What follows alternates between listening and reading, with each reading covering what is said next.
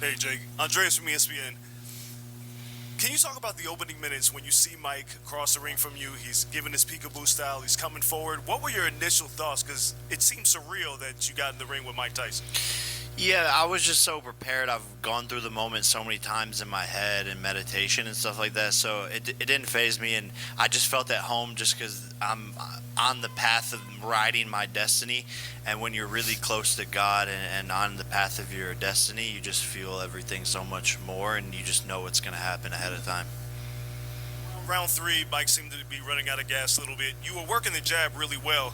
At any point, did you start to take your foot off the gas just a little bit because you noticed he was tiring out?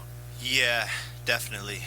Definitely a bit. I wanted to give the fans a show, but I didn't want to hurt someone that didn't need to be hurt. Did you feel Mike's power at all? No. He hit you with one, and you gave him the tongue. I only because the crowd got turned up, but it didn't actually hurt.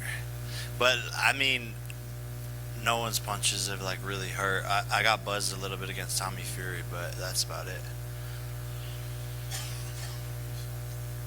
It didn't hurt. No, I was just off balance when Woodley hit me, but because I was throwing a check hook and I missed, and then my chin was open, and then he hit me and I went boom.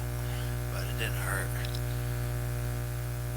Calvin Watkins, Dallas Morning News.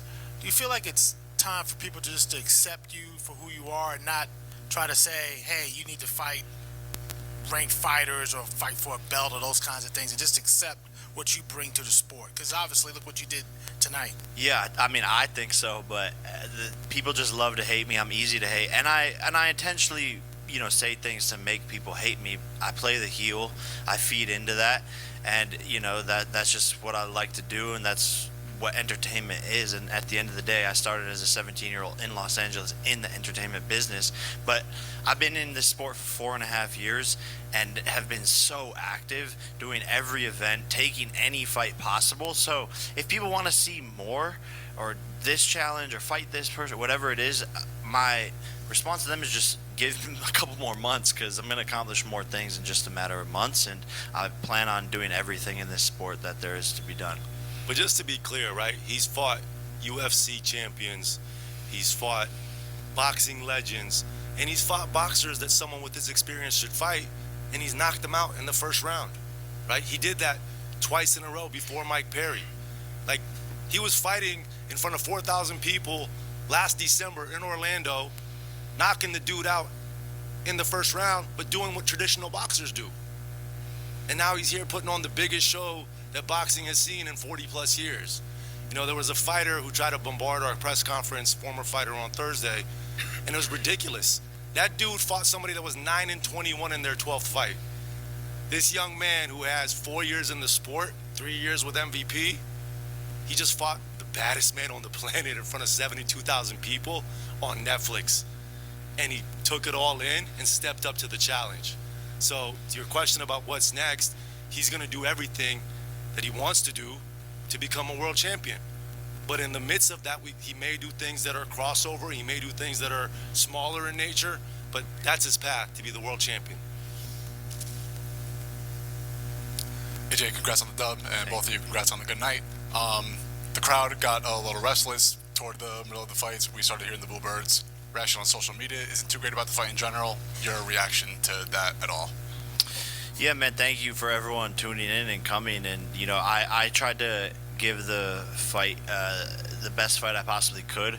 But when someone's just surviving in the ring, basically, it's hard to make it exciting.